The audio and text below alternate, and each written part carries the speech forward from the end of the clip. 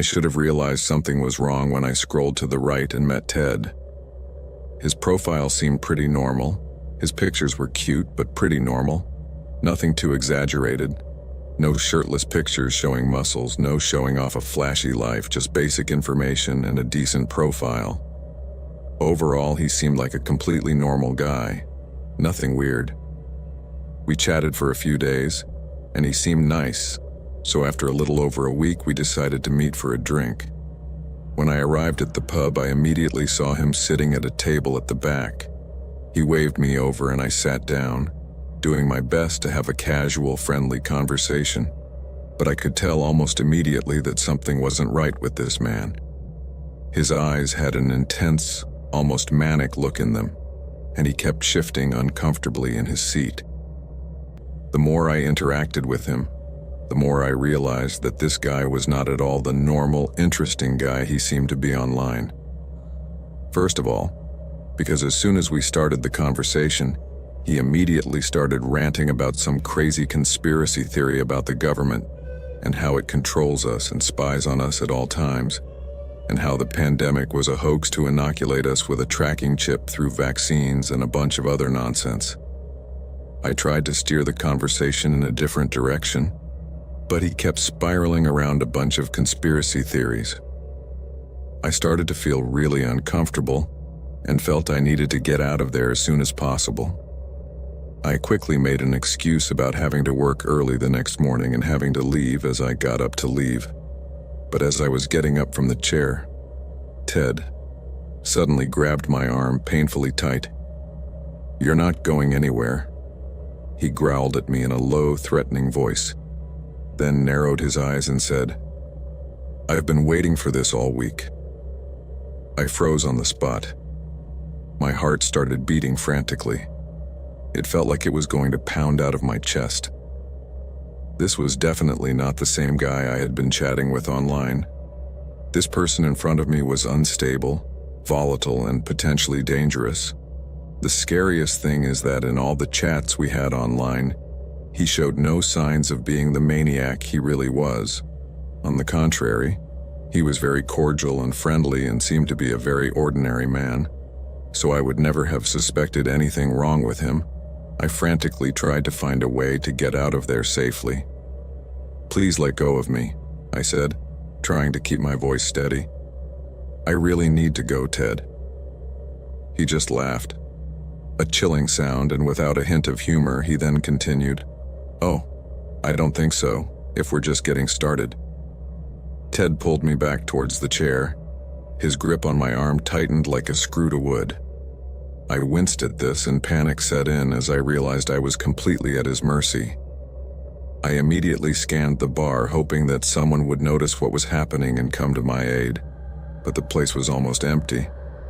Ted leaned in very close to my face, so close that I could feel his hot breath on my face. "You know, I've been watching you for a while. I know everything about you, where you live, where you work, your daily routine. Did you really think I wouldn't find out everything? I got you, Sarah." At that moment, I felt like I was going to faint. This guy was completely unhinged, and I was stuck with him. I needed to escape, and soon, before it was too late. But I had no idea how. I racked my brain trying to think of some kind of escape plan, to no avail, when suddenly Ted stood up and pulled me up with him. "Come on, let's get out of here," he growled at me again, dragging me with him towards the exit. I stumbled after him as he pulled my hand too hard, forcing me to follow him. My mind was racing. I had to do something, anything to get away from this guy before God knows what happened. As we left the pub, I could see a group of people a few blocks down the street, and without thinking, I started screaming for help. I screamed as loud as I could, and then Ted turned around, his face contorted in anger, and then I watched in terror as his hand shot up before he smashed it into my face with such force that I almost fell to the ground with the impact. I cried out in pain, feeling momentarily dazed by the heavy blow. However, at that moment I felt his other hand loosen its grip a little, and even feeling dizzy and shocked, I realized that this was my chance to escape.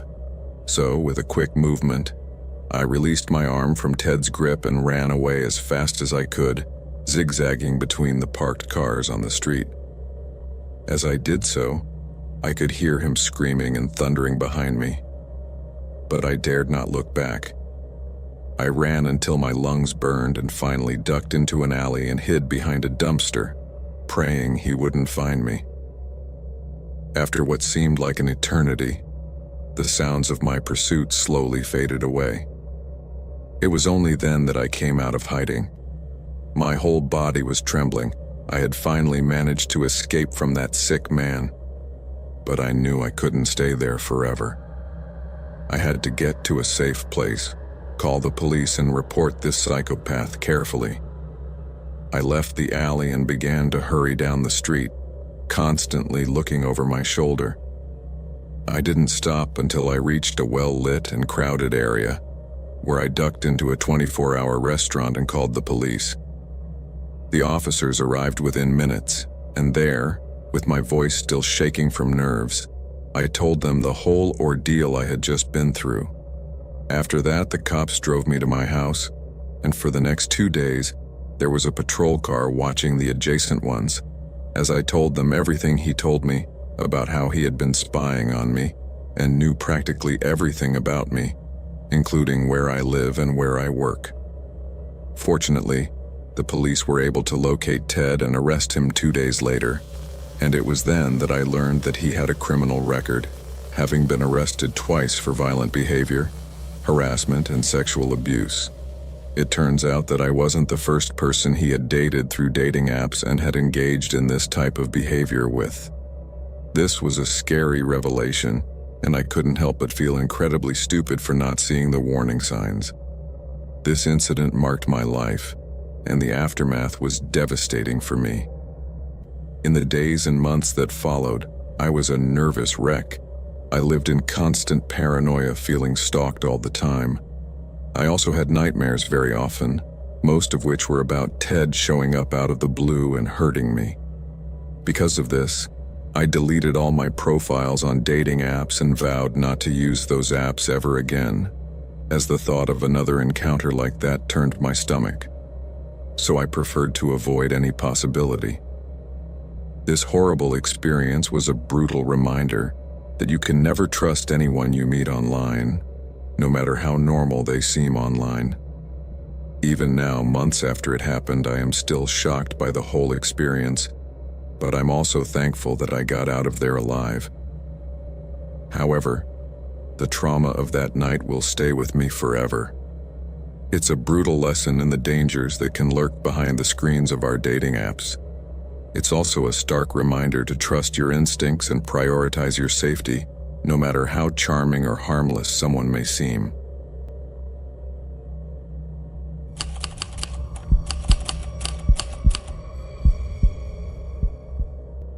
It was late at night when I received an alert on my phone. I was about to fall asleep, in that limbo where you're half asleep and half conscious, but when I looked at my phone screen, I couldn't believe it. I had just matched on Tinder with the most beautiful girl I had ever seen. She was a 22-year-old blonde named Samantha. Although I didn't think much about it at the time, probably because I was blinded by emotion, the truth is that I should have suspected something was going on from the beginning. I mean, I'm not what you would normally consider an attractive guy, not like the other guys on Tinder. I'm just an ordinary guy. I don't have big muscles or squares on my abdomen, nor do I have money. I just work in an office and earn a salary that allows me to live decently, anyway. What I mean is that I'm not the kind of guy that a woman like her notices, if you know what I mean. If I was in a bar and struck up a conversation with a girl like her, maybe I'd have a chance of her liking me. But that's not very likely on these dating apps, where it's all about looks. But if it's already unusual for someone like Samantha to notice the profile of a guy like me, it's even stranger when she's the one making the first move. "Hey handsome, good night," this first message read. I immediately responded, feeling totally surprised that she was the first to break the ice, and we started talking. It turns out that we attended the same university, and although she was a medical student, our schedules were quite similar. After a few days of long, great conversations, I finally took a chance and asked her out for coffee.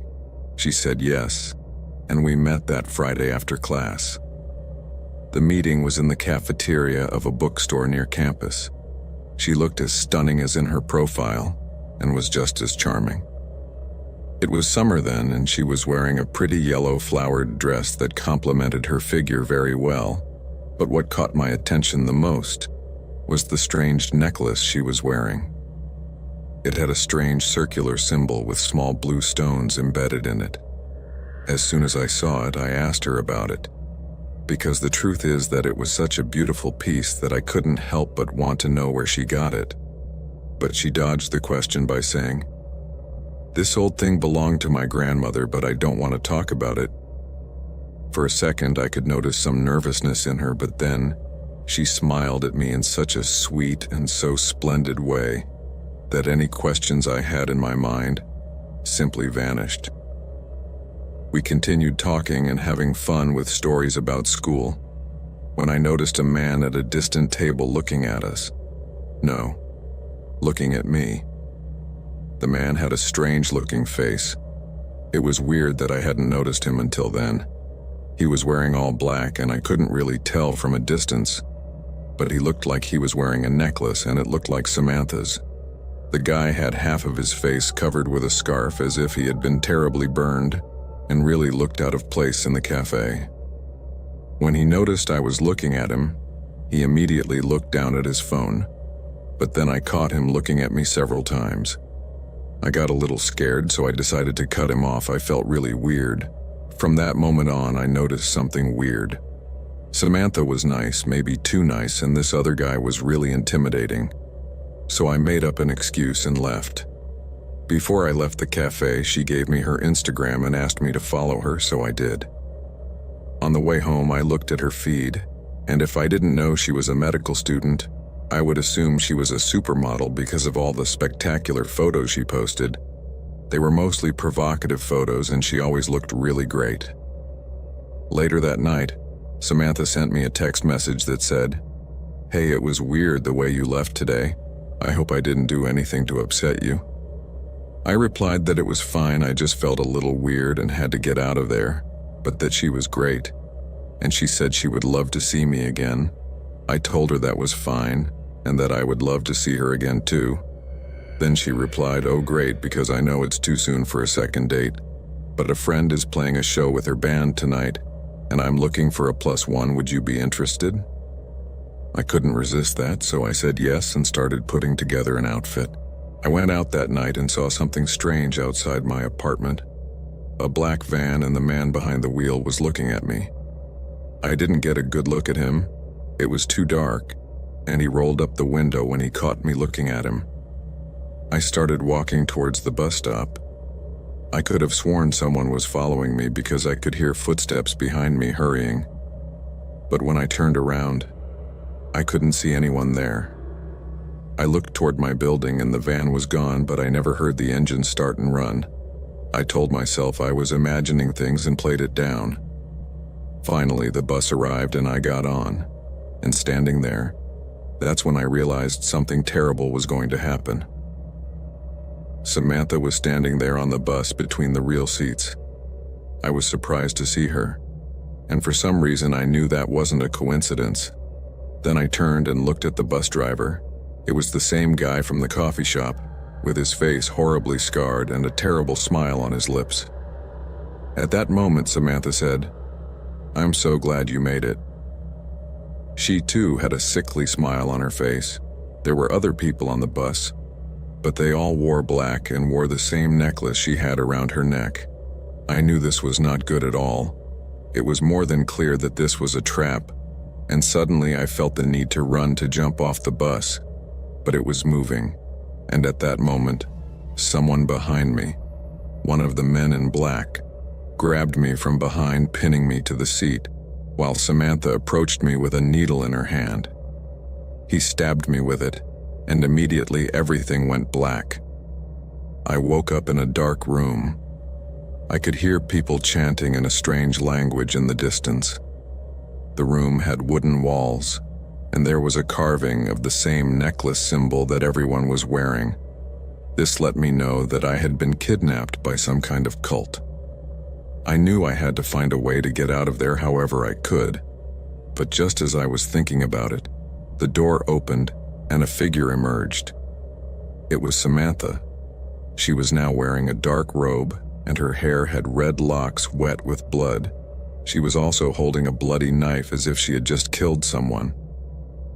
"Mother will be ready for you soon," she said, and walked away, closing the door behind her. At that moment, I could feel a shiver run down my spine. I was shaking with fear, but I wouldn't let these psychopaths kill me just like that. I explored the room carefully. It had no windows and was almost empty. I inspected the wood on the walls and noticed that there were several boards placed vertically side by side. I played with them until I noticed that one in particular was a bit flimsy, so I pulled on it gently and almost jumped with excitement when I saw that I was able to move it a bit. I realized that the wall inside was hollow and the space was enough for me, as it was quite thin. I managed to pull the board all the way up without breaking it and stepped into the wall, then pulled the board back into place. This was the first time in my life that I was happy to be a wimp. About 20 minutes later, I heard the door open, and then a male voice yelled, "Where is he?" Logically, Samantha was there too. "He was right here, I swear," Samantha said. "Move and find him," the male voice yelled back in a fury.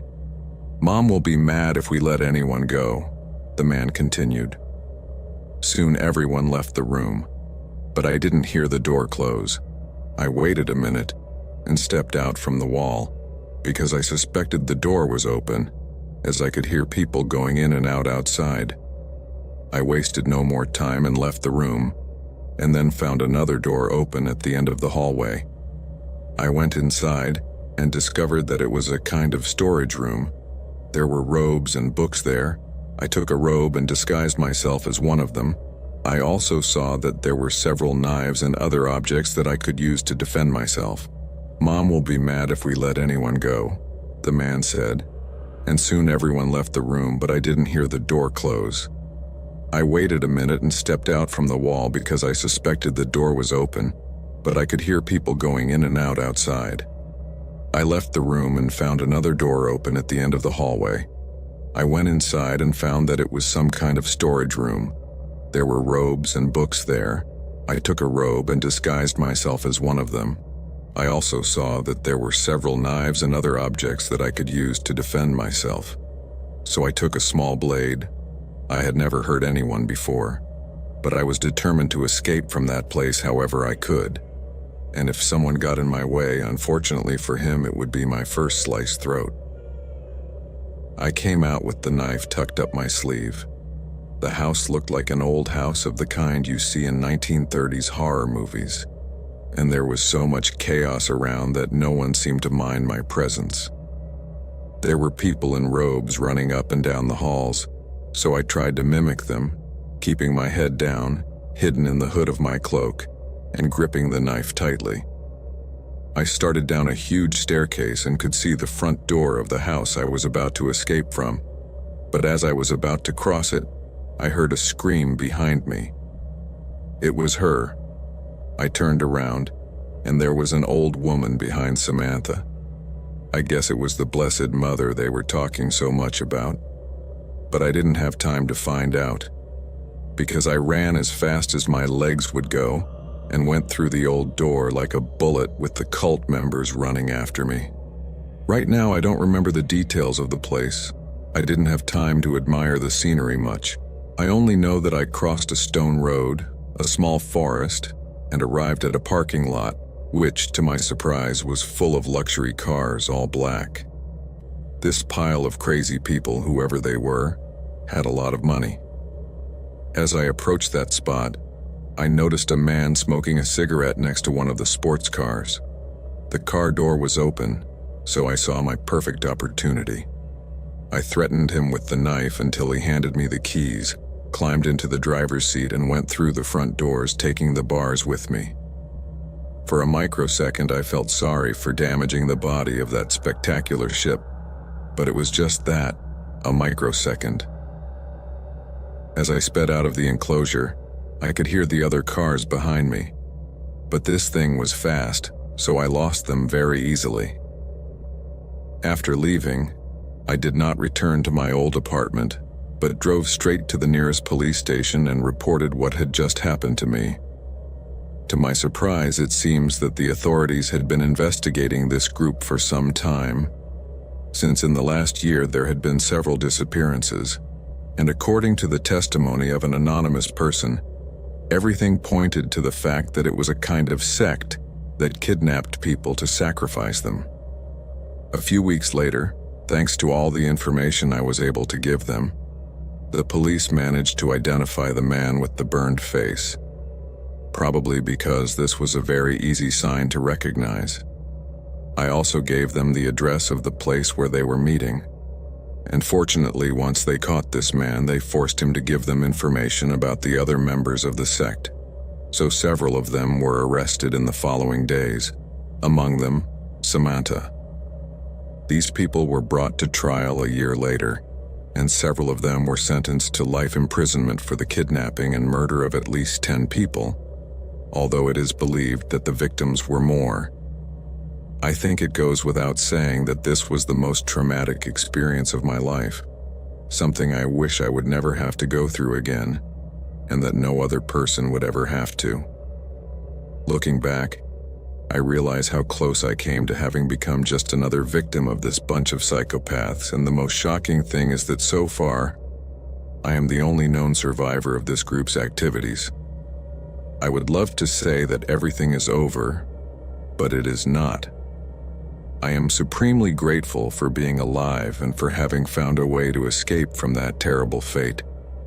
But this whole experience left me with important psychological sequels, so deep that not even 3 years of therapy have been able to help me overcome the panic attacks I have from time to time.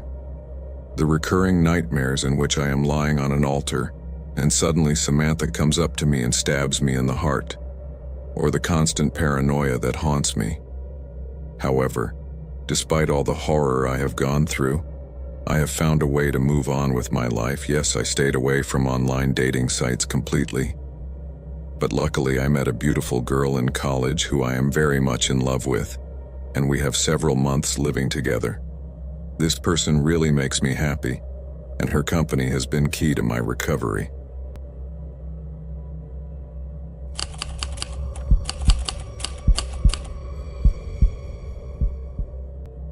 I had never considered using a dating app before.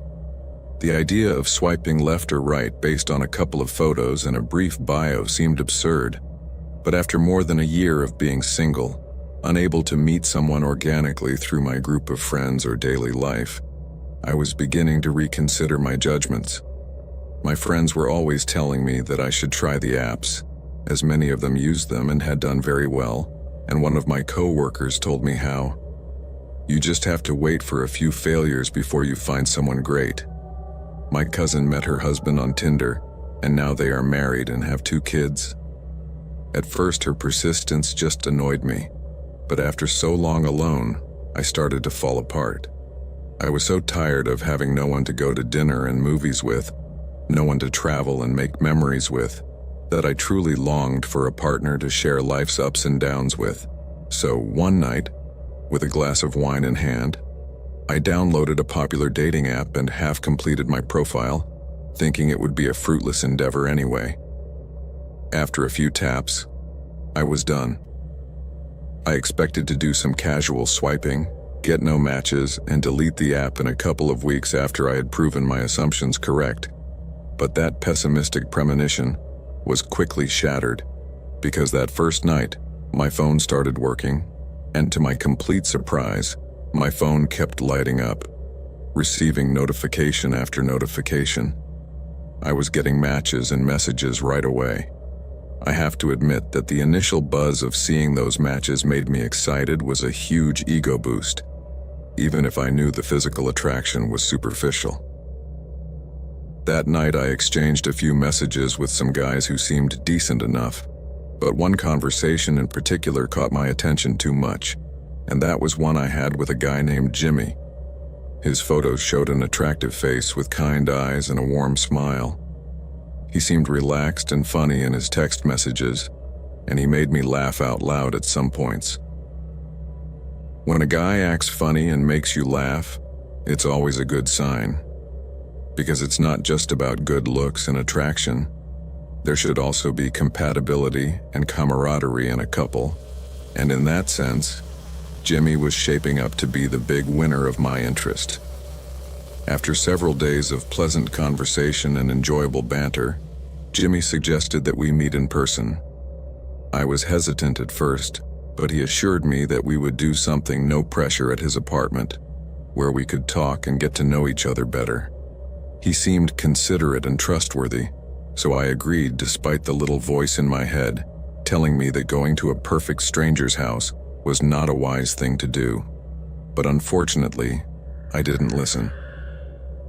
The day of the date I was very careful to get ready. I really wanted to look beautiful. You know, the first impression is the most important, so I decided to fix my hair and make a nice makeup. Nothing exaggerated, but that would highlight my best features. I was really excited to meet Jimmy, and when I was finally ready, I felt a lot of butterflies, because I was really sure that this date was going to be great. I had high expectations for this night. The Uber dropped me off in front of his apartment and I went up to the 4th floor. Before knocking, I took about 5 deep breaths and he gave me a little pep talk to calm my nerves a bit. Only then I started knocking on the door, and to my surprise, it took only 2 knocks for him to open the door. It was as if he had been behind the door waiting for me to arrive.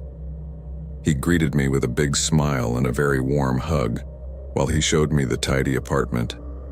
Until that moment, everything went well. The place was very nice. He was a neat guy and his welcome was quite warm. But everything started to get weird when we sat on the couch and he started to ask me a series of anxious questions, one after the other. Almost without breath, what was my job? What if I had siblings? Where were my parents? Who I lived with, or if I was alone, etc. I tried to keep up, but felt too uncomfortable with this intensity from someone I had just met. Our funny banter online was replaced by an almost aggressive curiosity on his part that was consuming the moment and turning our first encounter almost into a police interrogation session. What I didn't know was that it could get even worse, as at one point, he began to steer the questions into much more intimate territory. Out of nowhere, Jimmy started asking me about past relationships, childhood traumas, things I had done in my life and the like. No matter how many times I tried to bring the conversation back to a friendly and cordial tone, because he would always return to the questions in bursts, and would get frustrated when I would evade the question or try to change the subject, but then the intensity escalated into the sexual realm. He started asking me questions of that nature, from preferences to how many partners I'd had, and that was too much. I felt too harassed and exposed. He was behaving in a very different way than our conversations had been, and it was bordering on disrespectful. At that point, I knew I had to get out of there, so I let him know that I was not feeling comfortable and that I wanted to leave. He protested as he pulled me out of the chair and told me that I could not leave because we had not yet had dinner. He claimed that he had worked too hard to prepare dinner for me to leave without even tasting it, and said he thought it was very rude of me. I ignored him and went to the door, but when I reached out to open it, he grabbed my wrist hard and said, "Don't leave yet." Jimmy said these words in a low, gravelly tone, his teeth clenched as he squeezed my wrist tighter as he did so. At that moment, I looked up to look at his face and realized that his expression was one of restrained fury. A shiver ran through me from head to toe and I began to feel very terrified. On pure instinct, I screamed and he let go of me, probably from shock. Then I stomped on his foot and he stomped hard on my foot, and this gave me just enough time to break free and run down the hallway towards the stairs. I ran down and out of the building without stopping until I was several blocks away. I struggled to catch my breath and called an Uber with my hands shaking from adrenaline. That night, I deleted my profile from the dating site and deleted the app. I know my friends meant well, but this experience taught me that this was definitely not the way I would meet my new partner. Going on online dating is a game of chance. At the end of the day, you don't really know who the person you're about to meet is, and I'm not trying to say it's bad. I just don't think it's for me. While I hope to find love someday, I would only look for it through reliable connections, i.e., someone I meet at work or college, or by chance anywhere, or maybe if my friends wanted to introduce me to someone interesting. But for the moment, I'm content being on my own, rather than risk repeating creepy mistakes like this. In the weeks following this incident, I was withdrawn and nervous. Loud noises made me jump and I had trouble sleeping. It took me a little while to recover from that bad experience, but little by little I got my life back to normal.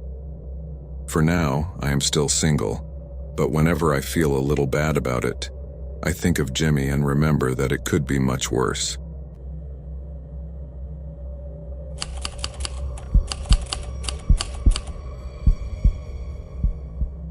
Imagine trying to be tender for the first time and having something like this happen to you. I was 19 years old when I created my Tinder profile. I was stuck at home all the time, and this was really my only option to find someone for myself. Clearly, if I'm writing this right now, it's because I definitely found something very different from what I was looking for, and I'm pretty sure no one would want to find someone like that. Well, without further ado, here goes my story. I am a 27-year-old woman and I have problems with social interactions. It's not that I have some condition or some mental problem, nothing like that. This has more to do with the environment where my parents raised me. We don't live in the best part of town, and my parents moved here before I was born, so I guess the first time they heard about a car being broken into, they decided they were going to indoctrinate me to be afraid of the world. That's probably why I talked to this guy online for over a year before deciding what was safe enough to meet in person, and even then, I didn't give him my home address. But he just happened to pick me up a couple of blocks up the street. Seeing him for the first time gave me a good impression. He looked like a nice guy, in fact. That's how he referred to himself in his profile, something I thought was funny. Andrew was tall and good-looking, but overall pretty normal. When we met for the first time, there really wasn't that much of an impression. As I told you, we had over a year of talking through messages, so you could say there was some trust. Our date went well up to a point. The first stop was a gas station, because I had one of those trucks that consumed a lot of gas and probably got 6 miles to the gallon. I'm not materialistic, nothing like that was ever mentioned again. But our date went well up to a point. The first stop was a gas station, because he had one of those gas-guzzling vans that probably got 6 miles to the gallon. I'm not materialistic. He could have picked me up on a bike and I wouldn't have minded. But I thought it was a little ridiculous to have to fill up his gas tank every few miles. I offered him gas money for picking me up, but he seemed to be on the women who don't pay side. Okay, if that's the way you want it. I asked him one more time and he just wouldn't take it. So that took the guilt off my shoulders about what he was going to spend on me. After there, we headed to a nearby park to sit and get to know each other. There was really nothing to do but that, until the park started to fill up with people. Then neither of us wanted to be around a crowd of people. We were both hungry anyway. He asked me several times if I was hungry, and even though I answered yes each time, he seemed a little evasive on the subject. In the end, we ended up going to McDonald's. I didn't have a problem with this. My digestive system was who was going to have it the next day, but it was where he took me and I didn't want to be rude. Plus, I was hungry and would eat anything. Up to this point, Andrew had been very nice to me, well-mannered, and talked a lot about how he was in relationships, but everything he was telling me felt too good to be true. But I accepted it anyway, and since I was only in my early 20s, I really didn't know what a red flag smelled like. In fact, I'm 27 now and just learning it. Andrew and I went in to place the order as his truck would probably have run out of gas waiting in line. I got a little nervous because there were too many people in the restaurant. Well, it was McDonald's, so it's pretty much expected to be packed, so we quickly placed an order and sat at a table in the back. When they called our order number, he went to get it. So far, it seemed to me that he was trying to be a gentleman with me, in his own way. But at least he was someone nice and was being gracious. We sat there and ate while having a good time. We were there for about an hour between eating and chatting. By then, the sun was setting and soon it would be time for me to head back home, as I had to get ready for college and work the next day. As we left the restaurant, we started heading towards his truck, and sure enough, someone tried to run us over. I stepped aside, but Andrew didn't, and I was slightly hit by the front of the big van. The guy driving the van rolled down the window and started yelling at us, but mainly at Andrew. He wasn't far behind and started yelling back at him. This started to get on my nerves, but I wasn't really listening to what they were saying to each other, because I was more focused on listening to my heartbeat that was going too fast, and I felt that at any moment it was going to fail me, while they kept yelling at each other.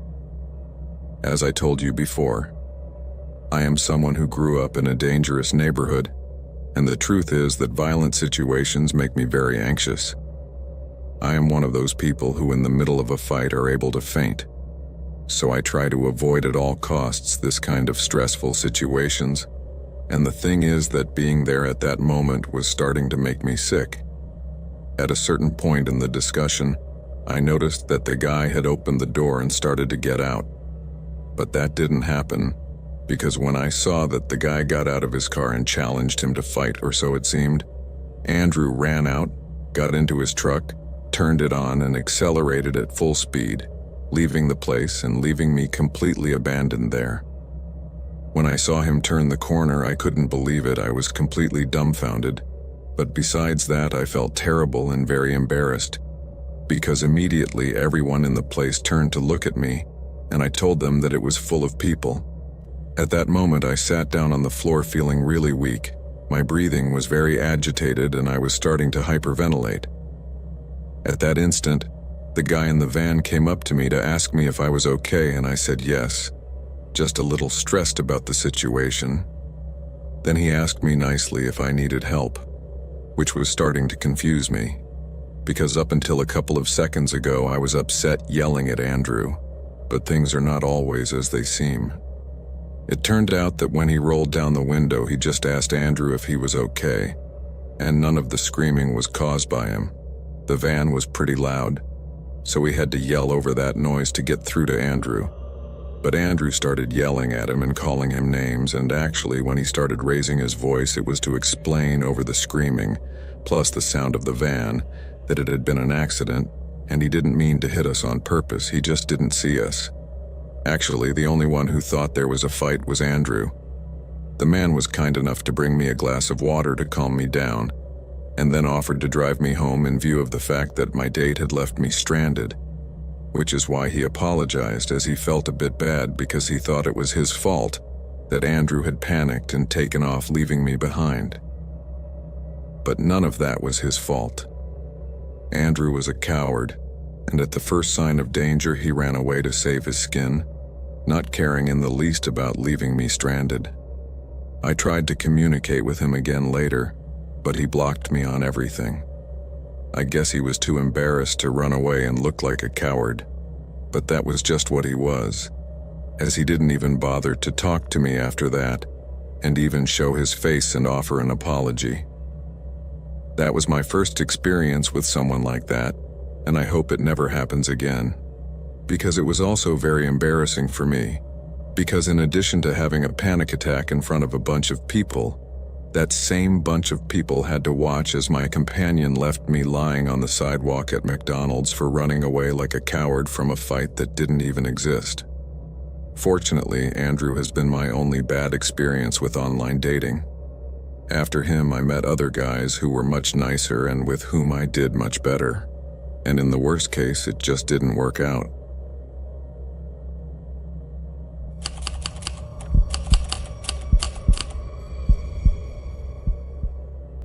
I have several years living with my friend Danny.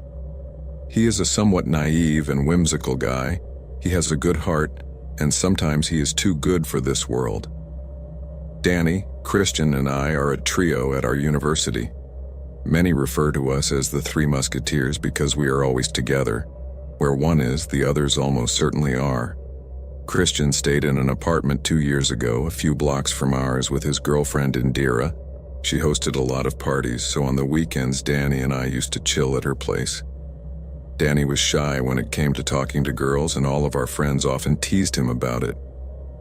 One Saturday night, we were watching a soccer game at Chris's house.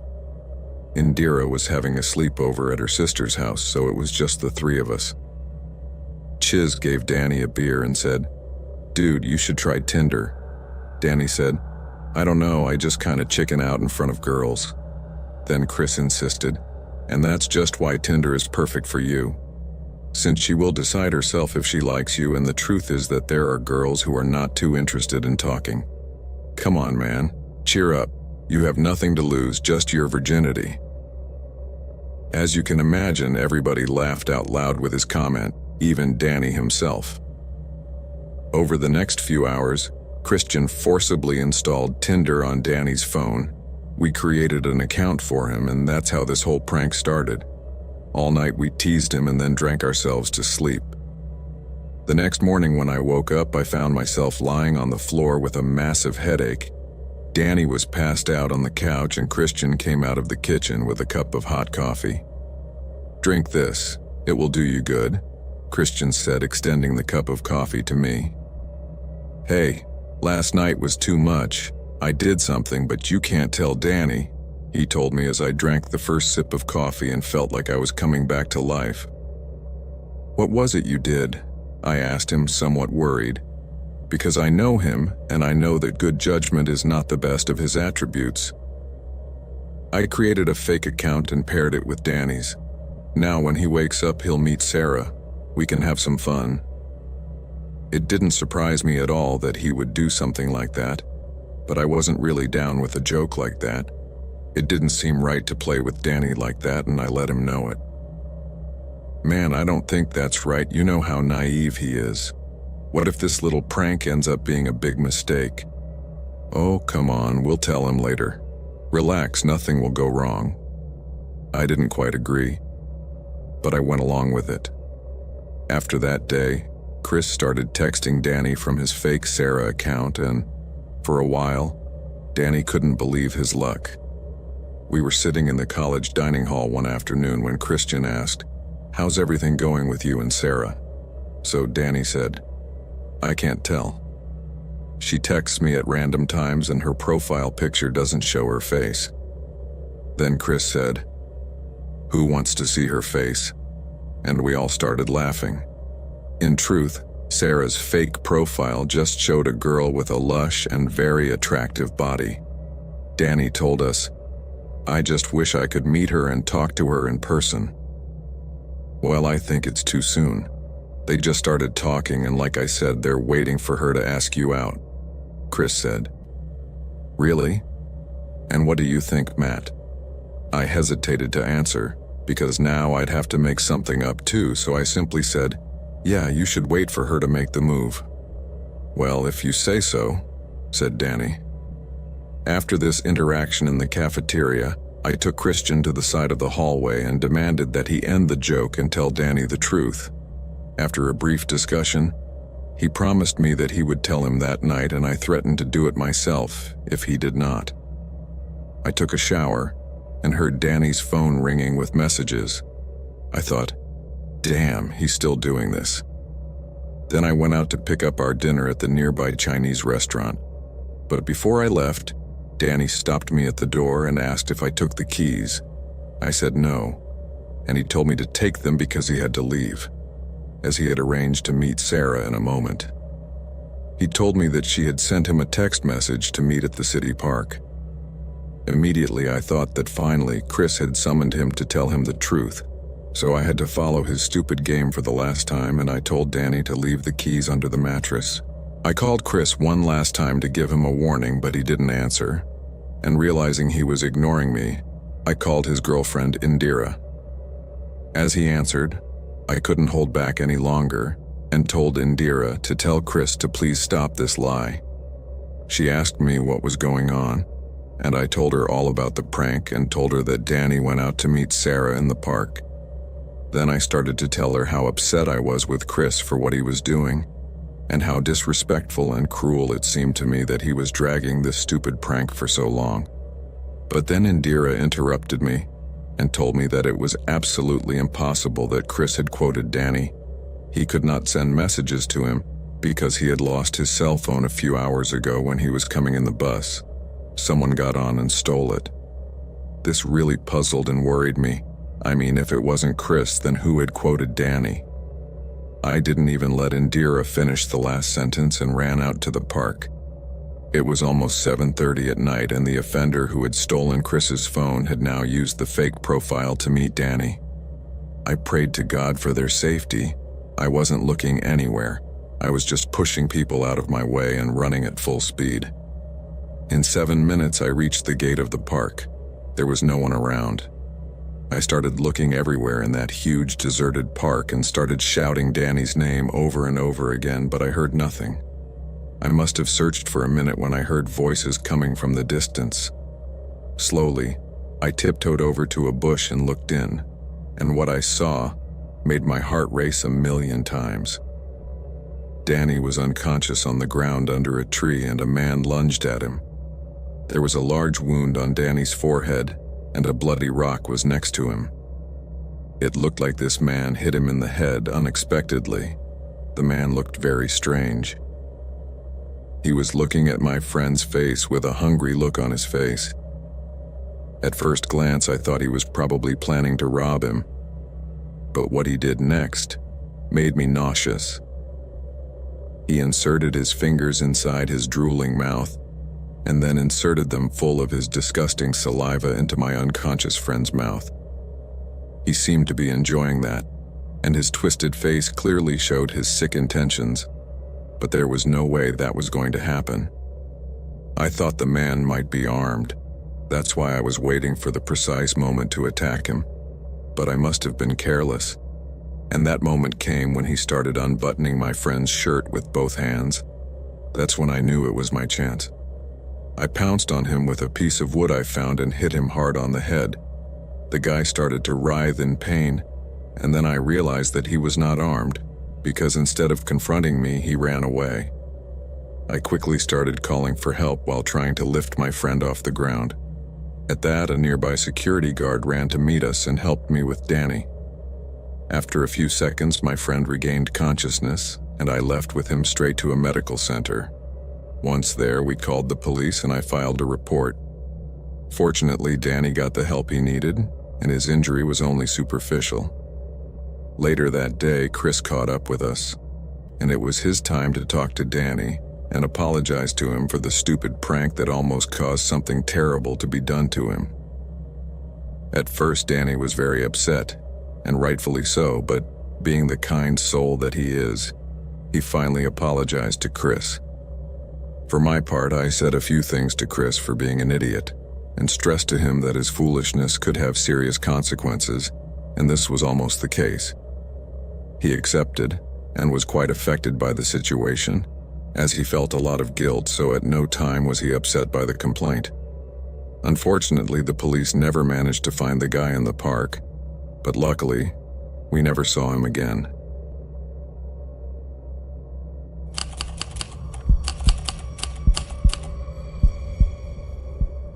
I don't remember exactly why I downloaded that dating app. I don't know if it was out of curiosity or maybe out of boredom. What is certain is that there I was, sliding my finger to the right over one photo after another.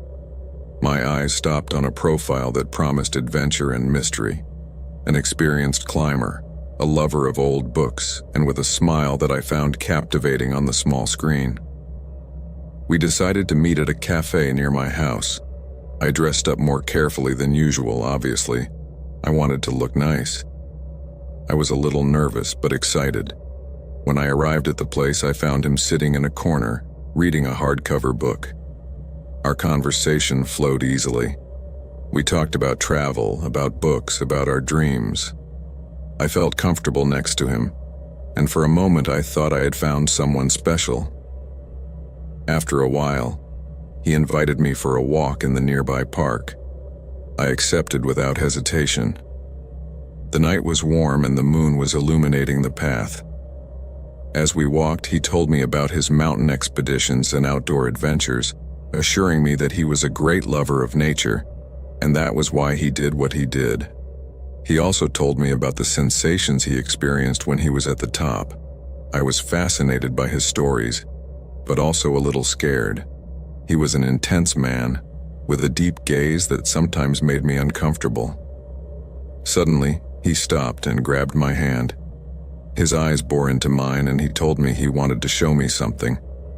He took me to a secluded spot in the park, a small clearing surrounded by trees. There, he lit a fire and sat down next to me. He brought out a bottle of wine and 2 glasses. I felt a little unsure, but I didn't want to seem rude. The conversation changed radically. He stopped talking about his adventures and started asking me very personal questions. I felt more and more uncomfortable, but I didn't know how to escape the situation. His questions became more insistent, more intrusive. He told me about his fantasies, about things that made me feel disgusted. I tried to change the subject, but he wouldn't listen to me. Probably my evasive, unresponsive behavior to his insinuations made him feel frustrated, and suddenly he approached me and grabbed my arm tightly. He told me he wanted to take me to a special place, a place where we could be alone. I shook my head and tried to get up, but he held me tighter. I felt trapped, terrified, and at that moment, out of pure instinct, I kicked him in the crotch, and this made him let go, so I finally managed to break free from his grip and ran away. I ran as fast as I could without looking back. I didn't stop until I reached the exit, and after getting some air, I kept running towards the road. As I was running through the park, I could hear his footsteps running behind me, but at one point he just stopped. But I kept looking back every now and then to make sure he wasn't following me. While I was on the road, I began to wave at every car that passed by. Fortunately, one stopped. It was a woman who was driving. I told her what happened to me and she took me straight to the police station. Once there, I filed a report and told the officers everything that had happened to me, from the moment I met this person to the moment she took me to the park. That day, I returned home feeling terrible, nervous, and terrified. I locked all the doors and windows and didn't go out for days.